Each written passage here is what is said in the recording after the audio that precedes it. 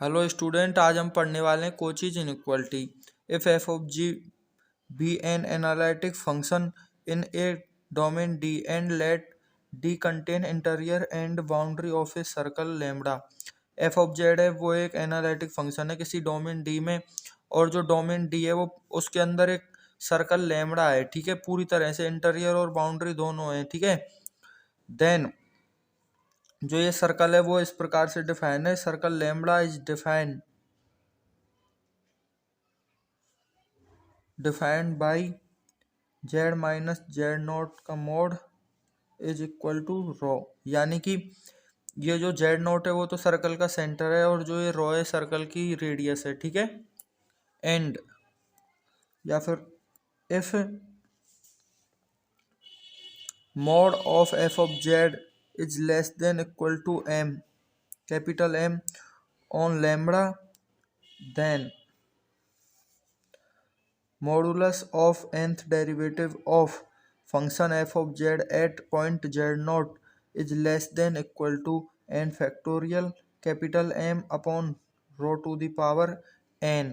कहने का मतलब है कि जो फंक्शन ये एनालिटिक है डोमेन डी के अंदर, और डी के अंदर अगर कोई सर्कल है तो उस सर्कल के अंदर फंक्शन का सेंटर पर nth डेरिवेटिव इस इनइक्वालिटी के द्वारा दिया जाता है। ठीक है, इसे कोचीज इनइक्वालिटी कहते हैं। अभी हम इसका प्रूफ देखेंगे। ठीक है, देखिए यहाँ पर प्रूफ करते हैं इसको। प्रूफ तो देखिए इसका प्रूफ कैसे करेंगे। बाई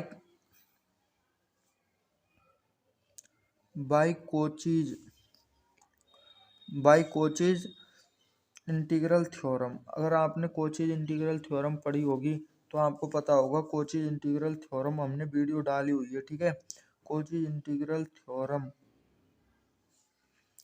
फॉर nth डेरिवेटिव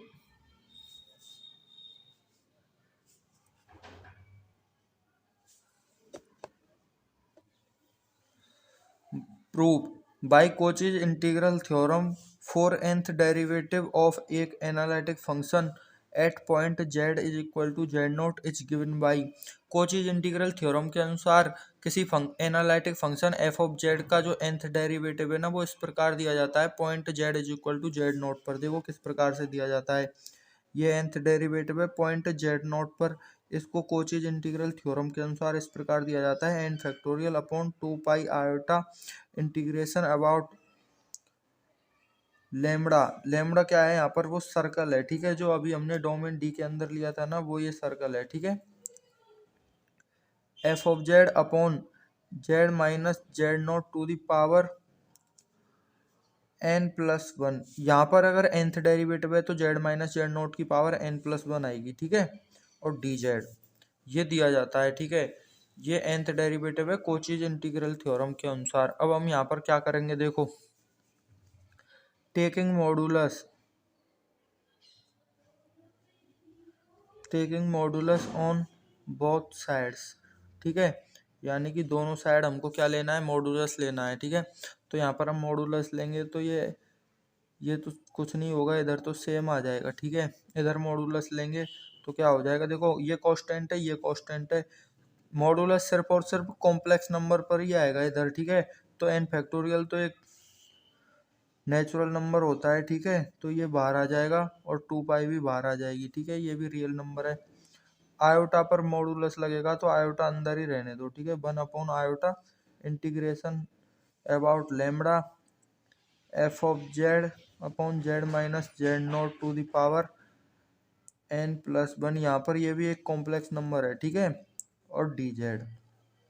अब यहाँ देखो गाइज, अगर हम इस मॉडुलस को अंदर ले जाएंगे ना तो यहाँ पर एक इनइक्वलिटी लग जाएगी। उस इनइक्वलिटी को ऐसे लिखेंगे, देखो n फैक्टोरियल अपॉन 2 पाई। अब ये जो मॉड है ना ये सब पे लग जाएगा अंदर जाके। ठीक है, तो 1 अपॉन आयोटा पर भी लग जाएगा। ठीक है, integration about lambda f of z पे भी लग जाएगा। ठीक है, mod f of z upon इन दोनों पे एक साथ ही मॉड लग जाएगा। ठीक है, mod z minus z nought to the power n plus one, और इधर डी जेड पर मॉड लग जाएगा। अब देखो इससे आगे हम क्या करेंगे, इसे इक्वेशन नंबर 1 दे देते हैं, ठीक है।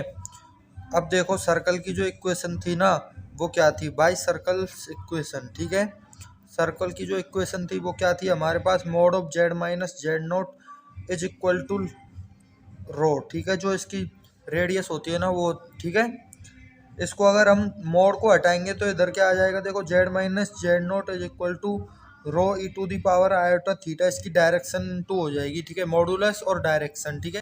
अगर हम इसको डिफरेंशिएट करेंगे तो ये डी जेड हो जाएगा, जेड नोट का डिफरेंशिएशन 0 होता है, ये कांस्टेंट है, ठीक है।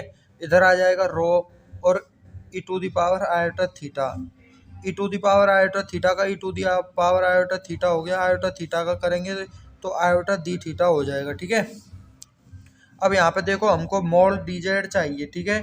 मॉड डी जेड की वैल्यू निकालेंगे तो इधर मॉड ले लेंगे यहाँ पे, तो मॉड लेंगे तो क्या आ जाएगा, रो ई टू दी पावर का जो मोड है ना वो e to the power iota theta का मोड 1 होता है और आयोटा का मोड भी 1 होता है और डी थीटा, ठीक है।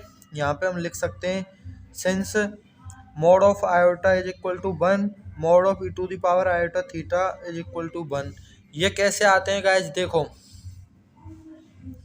आयोटा है ये, आयोटा को हम लिख सकते हैं मोड ऑफ 0 प्लस 1 आयोटा, ठीक है। इसका मोड लेंगे तो under root 0 square plus 1 square, ये कितना आ गया, 1 आ गया, ठीक है।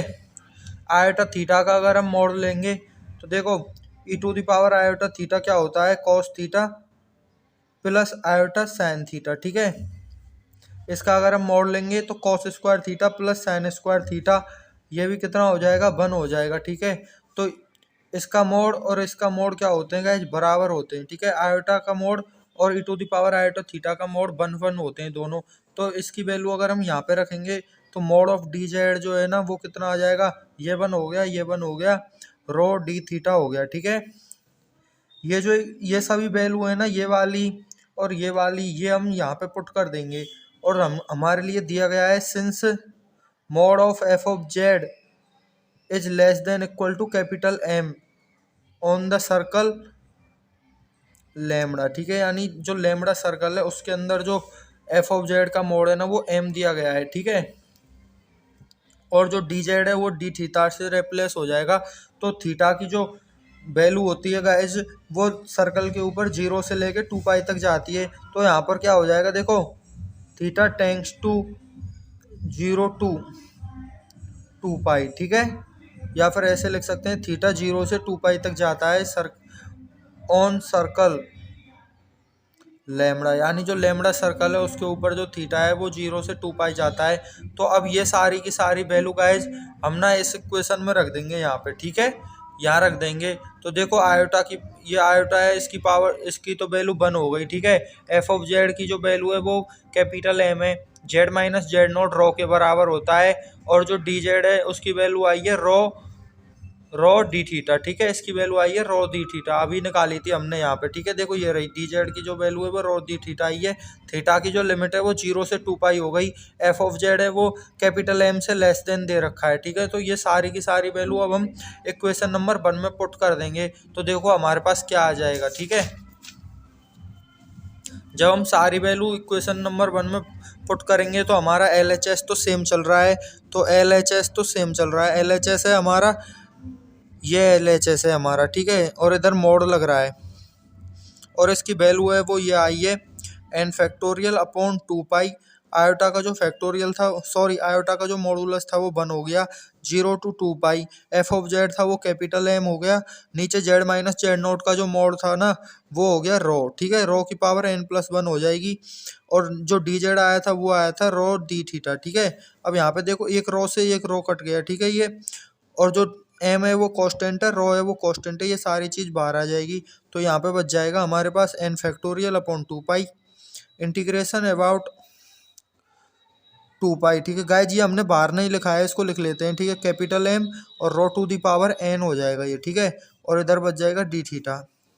जब इसका हम इंटीग्रेशन करेंगे ना गाइज तो डी थीटा का 0 से 2 पाई इंटीग्रेशन करेंगे तो 2 पाई आ जाएगा, ठीक है। इतना ये बहुत ही सिंपल है, ठीक है, इंटीग्रेशन आप कर लेना। डी थीटा का थीटा हो जाएगा, फिर लिमिट रखेंगे तो 2 पाई माइनस 0 हो जाएगी 2 pi n factorial upon 2 pi capital M upon rho to the power n dot integration की वैल्यू आई है 2 पाई, ठीक है। 2 पाई से 2 पाई कैंसिल आउट हो जाएगा, तो हमारे पास क्या बच जाएगा गाइज, देखो mod of nth derivative of function f of z at the point z naught is less than equal to n factorial capital M upon rho to the power n। यही क्या है, यही कोचीज इनइक्वलिटी है, ठीक है guys. H P, या तो H P लिख दो या फिर विच सोच कोचीज इनइक्वलिटी।